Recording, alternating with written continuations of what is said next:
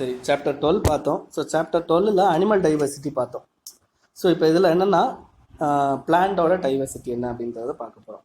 So பிளான்ட்டோட diversity பார்க்குறதுக்கு முன்னாடி அதோட கிளாசிஃபிகேஷன், பிளான்ட்டை எப்படி கிளாஸிஃபை பண்ணுவோம் அப்படின்றது. இப்போ ஃபஸ்ட்டு ஹெர்ப் அப்படின்னு சொல்லுவோம். பிளான்ட்டை ஹெர்ப் அப்படின்றத சொல்லுவோம். அப்படியே வரிசையாக இருக்கும் பாருங்க, 1 2 3 4 5 6 வகையானது இருக்குது.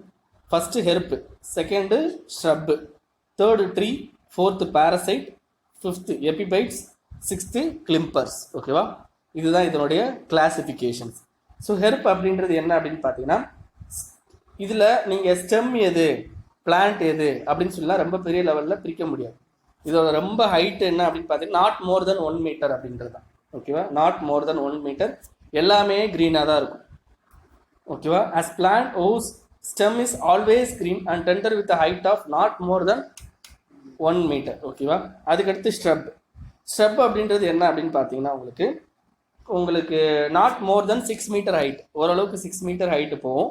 பட் என்ன அப்படின்னு பார்த்தீங்கன்னா உங்களுக்கு ஓரளவுக்கு உட்டி ஸ்டெம் இருக்கும். உட்டினா இந்த மரக்கட்டை மாதிரியான ஸ்டெம் வந்து இருக்கும். ஓகே, ஸ்டெம்னா அந்த தண்டு மரக்கட்டை மாதிரி இருக்கும். ஓகேவா, பட் என்னன்னா ட்ரீயை விட கொஞ்சம் கம்மியான ஸ்ட்ரென்த்து தான். ஓகேவா, கம்மியான ஸ்ட்ரென்த் தான் அந்த ஸ்டெம்மில் இருக்கும். இதில் என்ன அப்படின்னு பார்த்தீங்கன்னா it's habitat of branching from the base. Branch இருக்குது பார்த்தீங்களா, இப்போ மரம்னா பிரான்ச் எப்படி இருக்கும், அப்படியே கொஞ்சம் தூரம் வளர்ந்துட்டு அதுக்கப்புறம் தான் பிரான்ச்சை தெரியும். பட் இந்த மாதிரி ஷ்ரப்பில் என்ன இருக்கும் அப்படின்னா பிரான்ச் வந்து கீழேயே இருக்கும் அப்படின்றது தான். Next tree. ட்ரீனா நமக்கு தெரியும் ஒரு உட்டி பிளான்ட், அதாவது இது அதோட ஸ்டெம் வந்து நல்லா உட்டு இதாக இருக்கும். அதுக்கடுத்து என்ன அப்படின்னு பார்த்தீங்கன்னா அதில் டெஃபனைட் க்ரௌன் அப்படின்னு ஒன்று இருக்கும்.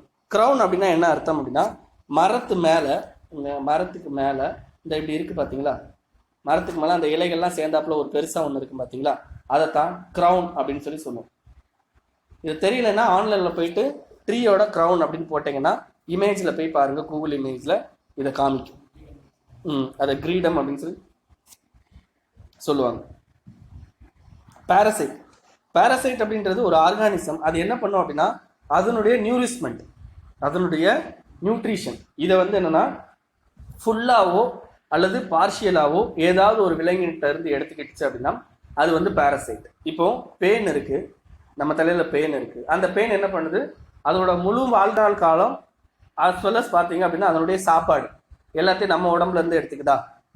ஓகே, அப்போ என்னன்னா இது வந்து முழுமையான பேரசைட், டோட்டல் பேரசைட் அப்படின்னு சொல்லுவோம். டோட்டல் பேரசைட்டில் அதனுடைய ஹோல் நியூரிஷ்மெண்ட்டும் நம்ம தான் கொடுப்போம். இது என்ன அப்படின்னு பார்த்தீங்கன்னா பார்ஷியல் பேரசைட்டில் பார்ஷியலாக மட்டும் அந்த நியூட்ரிஷன் வந்து எடுத்துக்கும்.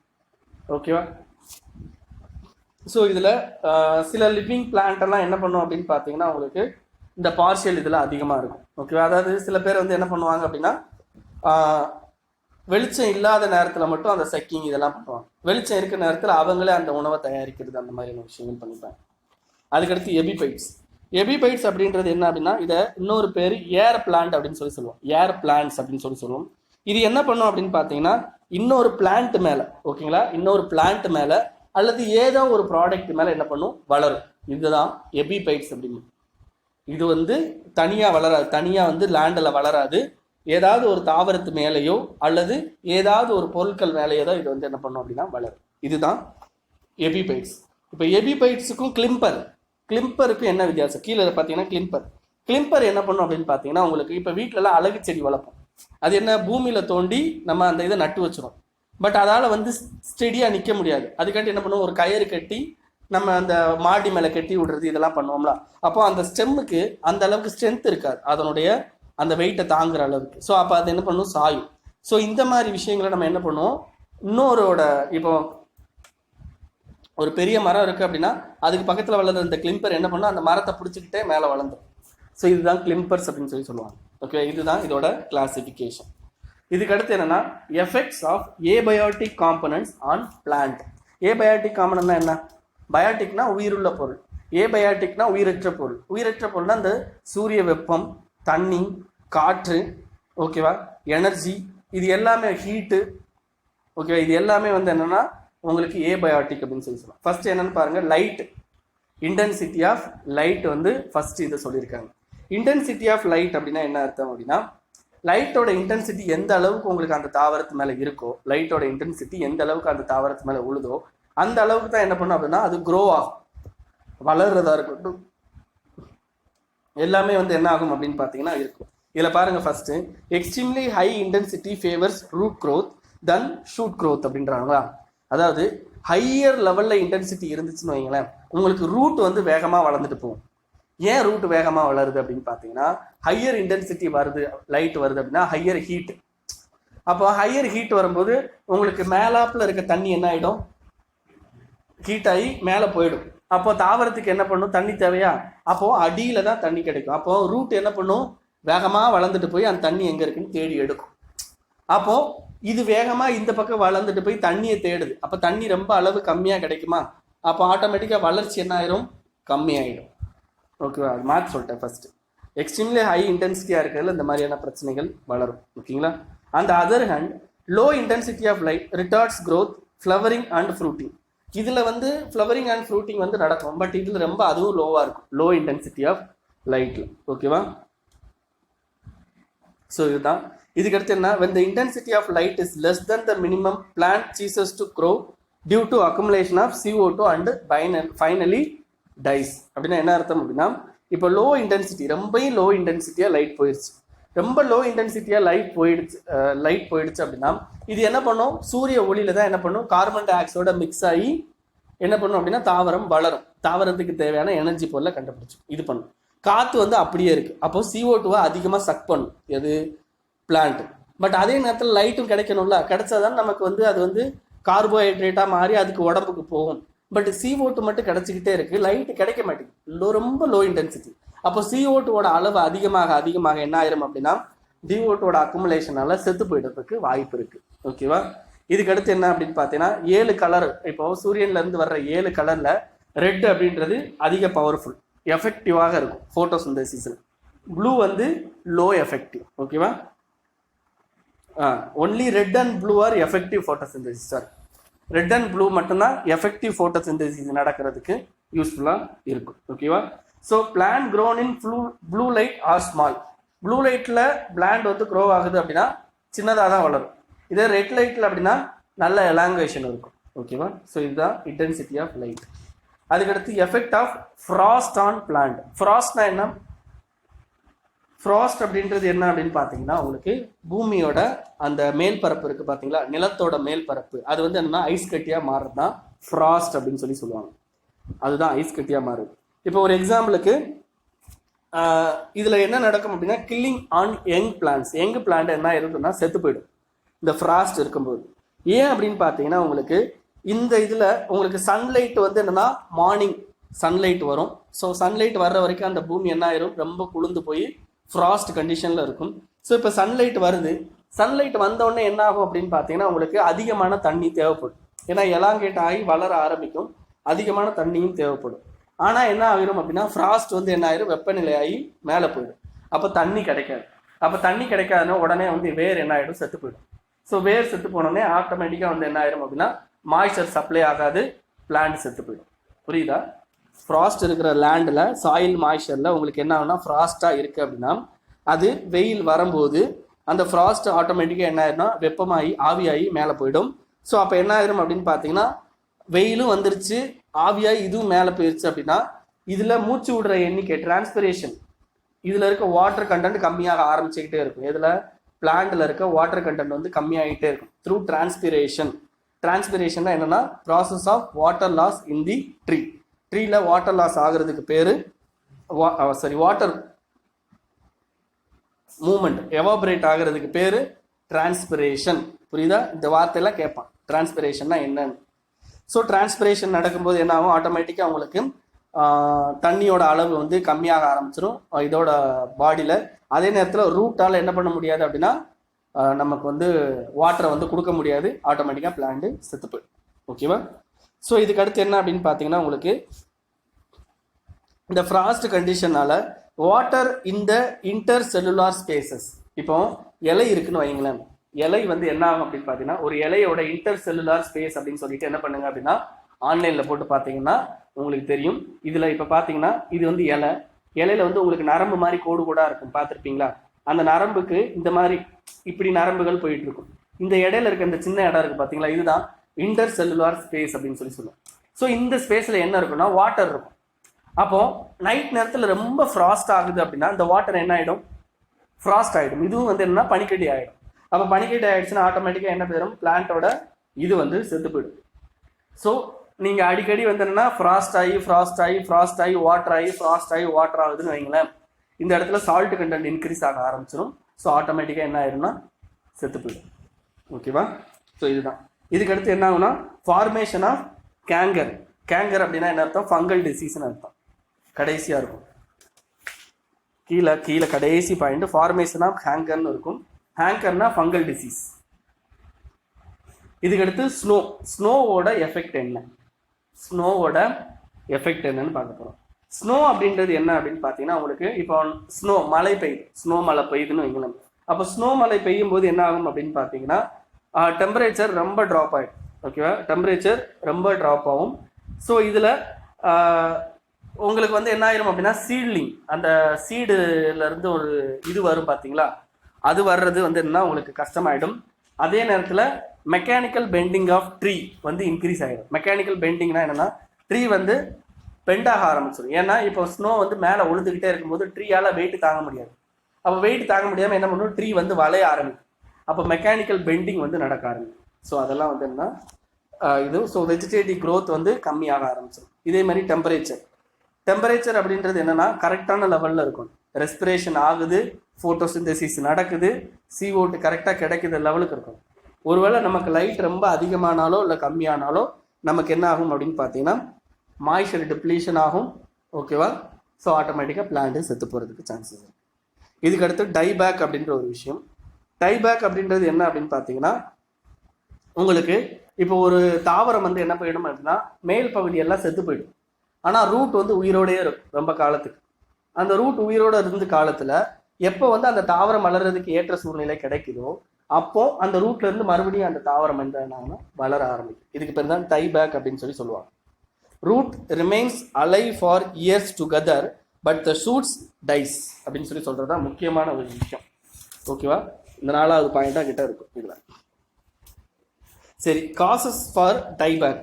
எதனால வந்து காசஸ் வந்து ஒன்று இன்அடிக்குவேட் லைட்டு, க்ரோத் வந்து வீக்காக இருக்கிறது, அதுக்கடுத்து டீகம்போஸ் லீஃப் லிட்டர் கிடைக்கிறது, ஃப்ராஸ்ட்டு, ட்ரிப்பு, ட்ராட்டு, கிராசிங், இதெல்லாம். ஓகேவா? புரிஞ்சிச்சா? இதுதான் பிளான்ட்ல ஏபயாட்டிக் காம்பனன்ட்னுடைய இது என்ன லைக் எஃபெக்ட் என்ன அப்படின்றத பார்த்தோம். இதுக்கடுத்து இன்செக்டிவோரஸ். இன்செக்ட் அப்படின்னா என்ன அர்த்தம், பூச்சி. இன்செக்டிவோரஸ் அப்படின்னா பூச்சியை திங்கக்கூடிய பிளான்ட். இது நம்ம கேள்விப்பட்டிருக்கோம், ஸ்கூல்லலாம் படிச்சிருக்கோம். ஒரு குடுவை மாதிரி இருக்கும், அந்த குடுவையில் என்ன பண்ணும், ஒரு மூடி மாதிரி இருக்கும். அந்த குடுவைக்குள்ளே எப்போ வந்து ஒரு பூச்சி உள்ளே போகுதோ அந்த பூச்சியை வந்து என்ன பண்ணணும், ஆட்டோமேட்டிக்காக அங்கே உள்ளே வச்சு அதனுடைய இதெல்லாம் வந்து உறிஞ்சி எடுத்துரும். இது வந்து கேள்விப்பட்டிருக்கோம். இது வந்து என்னன்னா பாசிவ் பிளான்ட் அப்படின்னு சொல்லுவோம். பாசிவ் அப்படின்னா என்ன அர்த்தம் அப்படின்னா அந்த உயிரினம் உழுற வரைக்கும் அது வெயிட் பண்ணிக்கிட்டே தான் இருக்கும். உயிரினம் உளுந்தா பிறகுதான் அதால் அதில் இருக்கிற அந்த நியூட்ரிஷன்ஸை வந்து உறிஞ்சி எடுக்க முடியும். ஓகேவா? அல்லது இன்னொன்று ஆக்டிவ் பிளான்ட்னு ஒன்று இருக்குது. அது என்னன்னா உங்களுக்கு என்ன பண்ணும் அப்படின்னா பிளான்ட் இப்படி இருக்கும், அது வந்து இப்படி இருக்கும். ஏதாவது ஒரு பூச்சிங்க வந்து உட்காந்தா இது மூடிக்கும். ஓகேவா? கையை இப்படி 2ஆ பிரித்து வச்சிங்க அப்படின்னா கைக்கு நடுவில் வந்து ஒரு பூச்சி உழுது அப்படின்னா டப்புன்னு பிடிச்சி அமைக்கிடும். இது வந்து ஆக்டிவ். ஆனால் அந்த குடுவை மாதிரி இருக்கிறது பாசிவ். ஓகேங்களா? ஸோ இன்செக்டிவரஸ் அப்படின்றது 2 வகையான ஒரு டைப். அந்த கீழே கொடுத்துருப்பாங்க பாருங்க. ஒன்று வந்து பிட்ஃபால் மெக்கானிசம், இன்னொன்று ட்ராப்பு. ஓகேயா? லீஃபுக்குள்ளே ட்ராப் பண்ணிக்கிறது. நான் சொன்னேன்ல, இப்படி பண்ணோடனையும் டப்புனு கீழே வந்து டப்புனு மடக்கி, இது வந்து லீஃப் ட்ராப்பு. இன்னொன்று வந்து பிட்ஃபால் மெக்கானிசம், அது வந்து உழுற வரைக்கும் என்ன பண்ணும், வெயிட் பண்ணும். ஸோ இதுதான். சரி, எதுக்காண்டி வந்து இவங்க வந்து ஸ்பீசிஸை வந்து ஹண்ட் பண்ணணும்? இவங்களுக்குன்னு நார்மல் ரூட் இருக்குது, ஃபோட்டோசிந்தசிஸ் லீவ்ஸ் இருக்குது. அப்புறம் ஏன் வந்து இவங்க வந்து வீணா வந்து விலங்கினங்களை கொள்றாங்க? ஒன்று ரெயின் ப்ராப்ளமாக இருக்கும். அங்கே ரெயின் வாஸ்ட் ஆல் திங்ஸ். ஓகேவா? என்னன்னா நீங்கள் ரெயின் வந்து ஒரு இடத்துல வந்து மண்ணரிப்பு ஏற்படுது அப்படின்னு வைங்களேன். மண்ணரிப்பு ஏற்படுதுன்னா அந்த மண்ணில் இருக்க எல்லா நியூட்ரியண்ட்டும் அரிச்சிட்டு போயிடும். அந்த எல்லா நியூட்ரியண்ட்டை அரிச்சிட்டு போயிடுச்சுன்னா ஆட்டோமேட்டிக்காக அங்கே நியூட்ரியண்டே கிடைக்காது. அப்போ நியூட்ரியன் கிடைக்காத நேரத்தில் இந்த மாதிரி ஏதாவது விலங்கினங்களை பிடிச்சி தின்னாதான், பூச்சி இனங்களை பிடிச்சி தின்னாதான் இது வாழ முடியும் அப்படின்ற ஒரு நிலைமையில இருக்கும். ஓகேவா? இதே மாதிரி என்ன, இது வந்து போட்டோசிந்தசிஸ் பண்ணுமான்னு கேட்டால் எஸ் பண்ணும். இது வந்து ஒரு சப் ஆக்டாக இருக்கும், சப்ளிமெண்ட்டாக இருக்கும். ஃபோட்டோசிந்தசிஸ்க்கு ஒரு சப்ளிமெண்ட்டாக இது இருக்கும். ஓகேவா? ஸோ இதுதான் இதில் இந்தியன் ஹண்டர்ஸ்ன்னு சொல்லிட்டு அந்த இதெல்லாம் கொடுத்துருப்பாங்க. இதை பற்றிலாம் நீங்கள் ரொம்ப படிக்க வேண்டாம். ஆரம்பிச்சிட்டாங்க. ஓகே, இதை பற்றிலாம் ரொம்ப படிக்க வேண்டாம். இதுக்கடுத்து மெடிசினல் ப்ராப்பர்ட்டிஸ்னு ஒன்று இருக்குது. இதில் நெப்பந்தஸோட, அதாவது என்னென்னா இந்த இந்தியன் ஹண்டர்ஸோட சில ப்ராப்பர்ட்டிஸை வந்து கொடுத்துருக்காங்க இங்கே. ஓகேவா? ஸோ இதை ரீட் பண்ணிக்கோங்க. இதோட த்ரெட் என்னன்னு மட்டும் நம்ம கடைசியாக பார்க்கலாம்.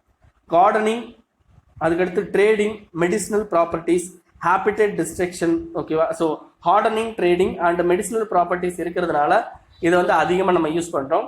அதுக்கடுத்து ஹாபிட்டேட் டிஸ்ட்ரக்ஷன், அதுக்கடுத்து பொல்யூஷன், அதுக்கடுத்து பார்த்தீங்கன்னா பொல்யூட்டட் வாட்டர் பாடி. இதெல்லாம் இதுக்கு முக்கியமான காரணம். இதுக்கடுத்து இன்வாசிவ் ஏலியன் ஸ்பீசிஸ்.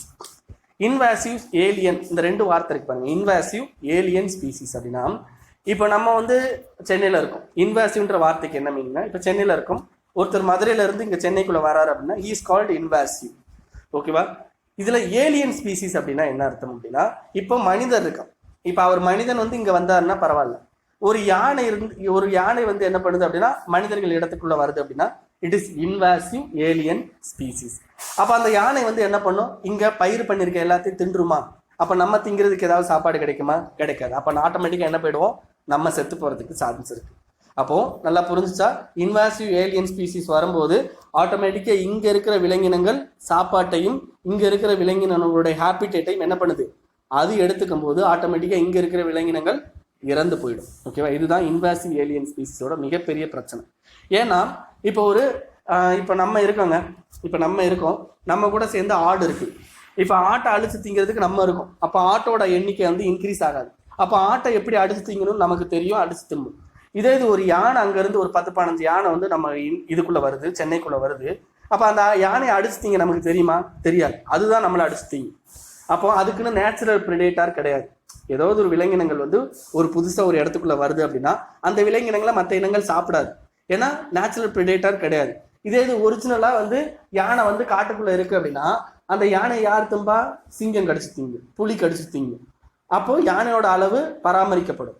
அப்போ யானையோட அளவு அங்கே பராமரிக்கப்படும். பட் யானை வந்து இங்கே வந்துருச்சு அப்படின்னா இங்கே வந்து அதை கொல்ல மாட்டோம், அதை திங்க தெரியாது நமக்கு, இல்லாட்டி அதனுடைய பாப்புலேஷன் அழிஞ்சு போகிறதுக்கு வாய்ப்பு இல்லை. அப்படின்றப்போ அதோட பாப்புலேஷன் இன்க்ரீஸ் ஆக ஆரம்பிச்சிடும்.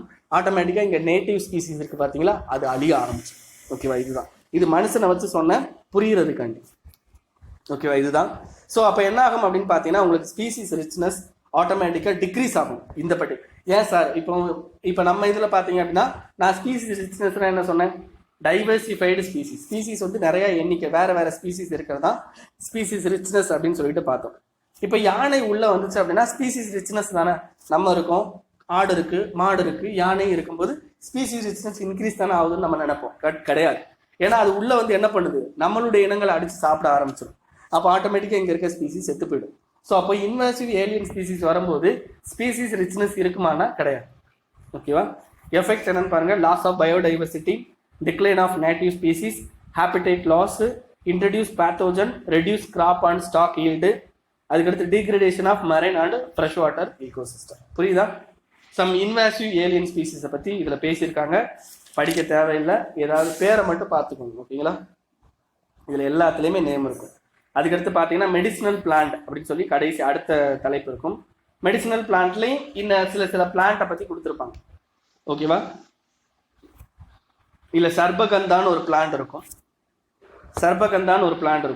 அந்த சர்பகந்தா பிளான்ட் பார்த்தீங்கன்னா sub Himalayan tract from Punjab eastwards Nepal, Sikkim, Assam, eastern western Ghats, part of central India and Andaman, இந்த ஏரியாலலாம் இது இருக்கக்கூடியது. அவ்வளோ. இதுக்கு மேலே வந்து ரொம்ப டீட்டெயிலாக உள்ள போய் இதை எல்லாத்தையும் மனப்பாடம் பண்ண முடியாது. ஓகேவா? இதுக்கு அடுத்து பார்த்தீங்கன்னா ட்ரீ கேரக்டர் அப்படின்னு சொல்லிட்டு ஒரு தலைப்பு இருக்கும். ட்ரீயோட கேரக்டர் என்ன கேரக்டர் அப்படின்னா டைப்ஸ் ஆஃப் ட்ரீயோட டைப்ஸ் எப்படி இருக்கும் அப்படின்னா அந்த சூழ்நிலைக்கு ஏற்றாப்புல தான் இருக்கும். இப்போ நம்ம டிராபிக்கல் ரீஜியன், டெசிடியூஸ் ரீஜியன் அப்படின்னு சொல்லுவோம். டிராபிக்கல் ரீஜியனில் இருக்க ட்ரீல எப்போவுமே லீவ்ஸ் வந்து இருந்துக்கிட்டே இருக்கும். டெசிடியஸ் ட்ரீஸில் சம்மர் காலத்தில் லீவ்ஸ் கீழே விழுந்துடும். ஸோ அந்த மாதிரி தான் ட்ரீஸோட பார்ட்ஸ். ரூட் நமக்கு தெரியும். இதுக்கு அடுத்துனா க்ரௌன், நான் ஆல்ரெடி சொன்னேன் இந்த மேல டப்பா மாதிரி இருக்கிறதா க்ரௌன். அதுக்கடுத்து லீவ்ஸு, அதுக்கடுத்து பார்த்தீங்கன்னா பிரான்ச்சஸ், அதுக்கடுத்து ட்ரங்க் அப்படின்னா என்ன அர்த்தம் அப்படின்னா லைக் கீழே இருக்குது பார்த்தீங்களா உங்களுக்கு அந்த ஸ்டெம்மில் உள்ளே இருக்கிற இதுக்கு தான் ட்ரங்க் அப்படிம்போம். ஓகேவா? அந்த ட்ரங்கோட பார்ட்ஸ் அப்படின்னு பார்த்தீங்கன்னா ஆனுவல் ரிங்ஸ்னு ஒன்று இருக்குது. நீங்கள் ஆனுவல் ரிங்ஸ்னால் என்னென்னா ஒரு மரத்தோட உயிர் எத்தனை வருஷம் வாழ்ந்துருக்கு அப்படின்றத அந்த இதை வச்சு தெரிஞ்சுக்கலாம். என்ன பண்ணுங்க, உங்கள் வீட்டு பக்கத்தில் ஏதாவது மரம் அறுத்தாங்கன்னா அந்த அறுத்த மரத்தை போய் பார்த்தீங்க அப்படின்னா ரவுண்ட் ரவுண்டாக இருக்கும்.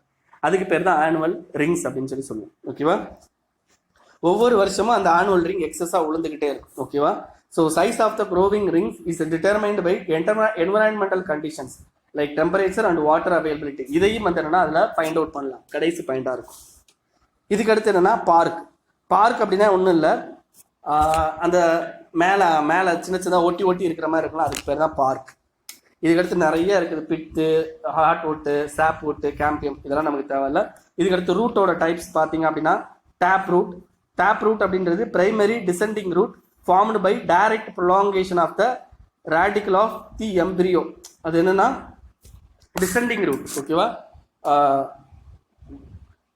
Formed by direct prolongation roots arise from the top root. இந்த டேப் ரூட் அப்படின்றது நார்மலாக நம்ம பார்க்கக்கூடிய ரூட்டு. இதே இது லேட்ரல் ரூட்ன்றது இந்த ஆலமரத்துல தான் மேலேருந்து கீழே விழலாம், அந்த மாதிரி இது. ஓகேங்களா? அதே மாதிரி பட்ரஸ் அப்படின்னா என்ன அர்த்தம்? பட்ரஸ் 4வது இருக்கும் பாருங்க. 4வது பட்ரஸ் அப்படின்னா என்ன அர்த்தம்? பூமியிலேருந்து அந்த பர்டிகுலர் இது வந்து வெளியில் வந்து நிற்கும்.